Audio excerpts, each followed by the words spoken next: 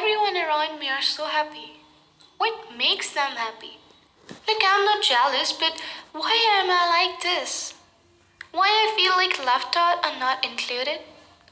Hi guys, my name is Harleen. I'm a teenager. I just want to tell you something. If you are a teenager, or going to be, please never give up. According to my experience, teenage life is really scary. In my life, there was a time when I gave up on living, and I gave up on dying too. Funny, right? But it's not. This year has changed me more than I ever thought it would. I want to start a beginning with myself. So I started reading books. Till now, I have read 10 books. Here, in this video, I want to motivate you and tell you how to deal with the negative minds. Book. I have to tell you something, Zara Bas. This book changed my life. This book is really inspiring for me. It totally changed my point of view. This book is divided into two contents, soft truths and hard truths. If you are a teenager, hear me out. Okay, let's start with soft truths. You can always start again. Clean out your social media, create a new account for your new taste in music. Study or work in a new city. Start socializing with new people. Choose a new signature sentence style and purge the outdated parts of yourself. If you don't like where you are at, but you don't know what to do about it, try starting again. From this page, I understand that when you are confused or misunderstood and stuck in your negative minds, try to avoid your current situation and start with something new. It doesn't matter it make any sense to other people. If you are interested, it makes you feel relaxed. Remember, problems are not permanent or a lifetime. You can always start a new beginning. Okay, next. All of you is welcome. Even the parts you feel are so ugly to reveal. The parts that make your cheeks glow red in embarrassment. The pieces you take great pains to conceal.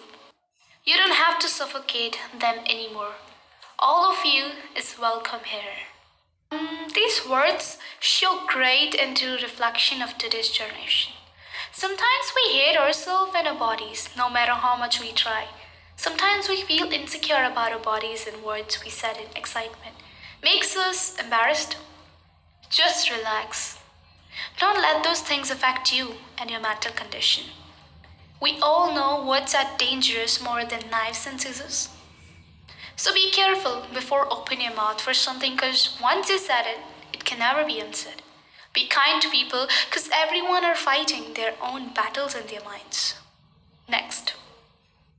You don't need to downplay who you are. Stand confidently in your space. You are not an imposter in this space. You are meant to be here. Your knowledge, skills, and talent are beyond your comprehension, but others see it. We all see it. Okay, stop comparing yourself with kids of your age. Life is so beautiful if you stop comparing yourself. You're unique.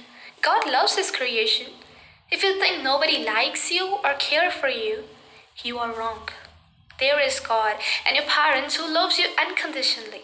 Next. Okay, you have been told things about you in the heat of a moment that simply are not true. I know how they think, how difficult they are to forget. They have been burned and branded on your thoughts. But you are not the things they said to you in the thrones of anger.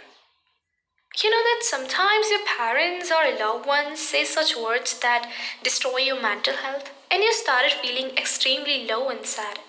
Words like you're worthless, burden, ugly, many more.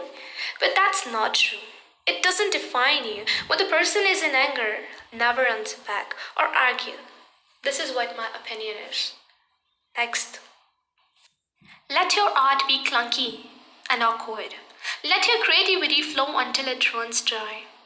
Regardless of how embarrassing or unpleasant the product of it may seem.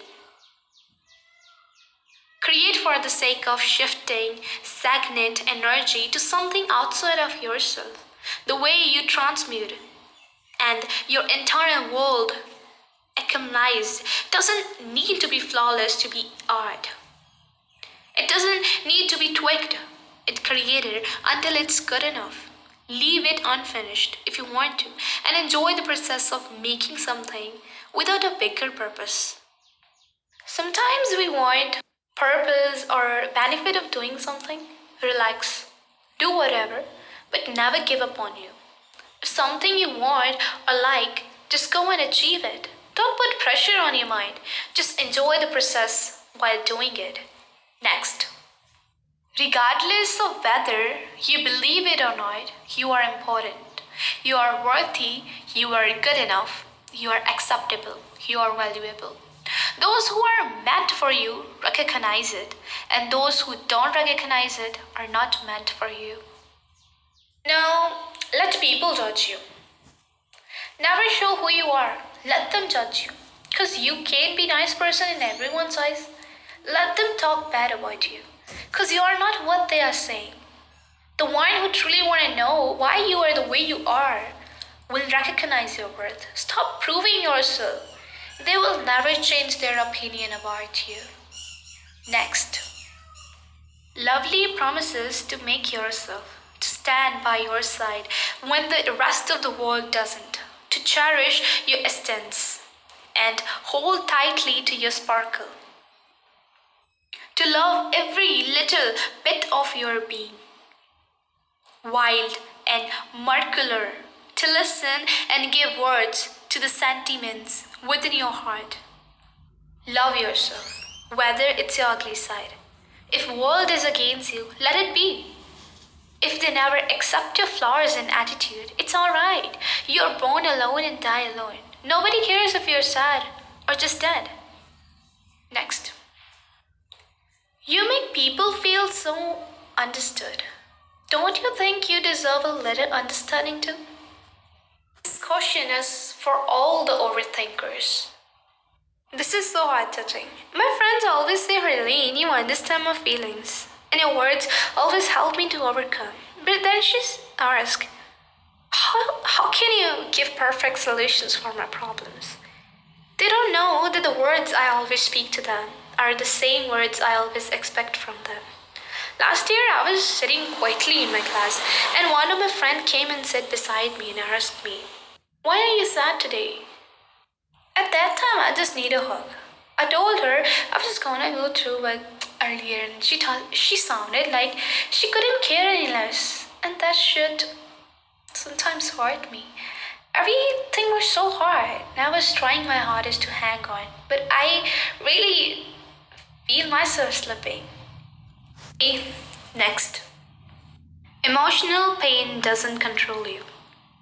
It is only energy. Allow it to flow through your body freely, without getting stuck in it. Allow it to stay as long as it wants. Allow it to leave when it's ready. I think never flow with water, because dead fishes flow with water. But never let your feelings or emotion control you. If you let them, it will eat you like a monster. Just ignore and move on. Okay, next. It's human, that urge to escape to the cottage in the forest, desiring nothing more than to erase each digital trace of you from online culture.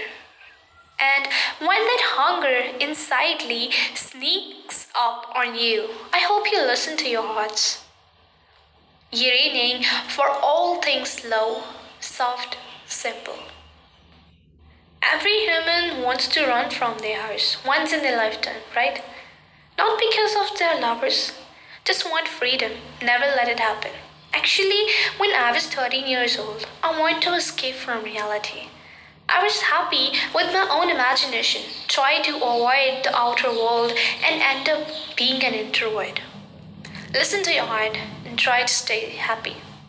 Next. Who you are is someone worth loving. Not only for the way you make others feel, the way you show kindness, enlivening the days of strangers, a loved one alike. Who are and who you are is someone worth loving, simply as you are.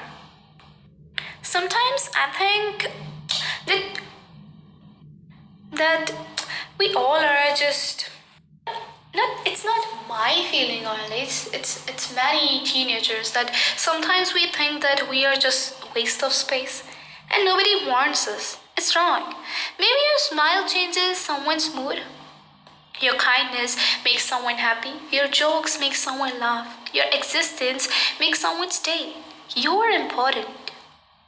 Next, healing doesn't just happen in the time spent meditating on recovery.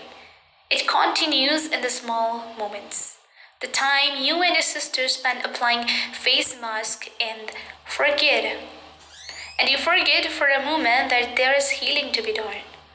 Or when you catch the fragrance of spring on the air, inflated with signs of new life, breaking through sun-warmed soil around you. Soon you will see that the world is conspiring in every way possible to help you in your journey. And even when you don't realize it, you are getting there. Meditation is the best way to heal your soul and heart, but sometimes you try your best to forget or forgive someone, but you just can't. That feeling when you want to heal is just something else, unexplainable. Remember when you're laughing with your friends in classroom? When you travel somewhere with a family, or when you are in deep conversation with someone, or fighting with a sibling? That time, just for some minutes, we forget that something is hurting and left to heal. Okay, next. Offer yourself patience in places where memories still bleed. Patience. I hate this word truly. I really hate this word. I can relate to this. People say patience is the best medicine. No, it's not. Next. I know you have been told the very opposite, but hear me out. You are worth the hassle. You are worth the inconvenience. You are not accelerating. You are not causing a fuss. Asking for what you need is not being difficult. Stop apologizing for being human. Remember, you are also human, not a robot. You have feelings and get hurt like others. You need to take care of your happiness. If something is bothering you, let it out. You are not less than anyone, alright? God made everyone perfect. You're perfect, dude. Don't worry about the bitches. Let them bark. Next. Just like the sun, when the moon takes its place, you deserve time to recharge, to pause, to rest. Rest is the part of journey. Rest is the part of life. Our body needs rest as well as our mind too. Some kids forget that and overwork themselves. No matter what, you need to pause and take a break. Have a Kit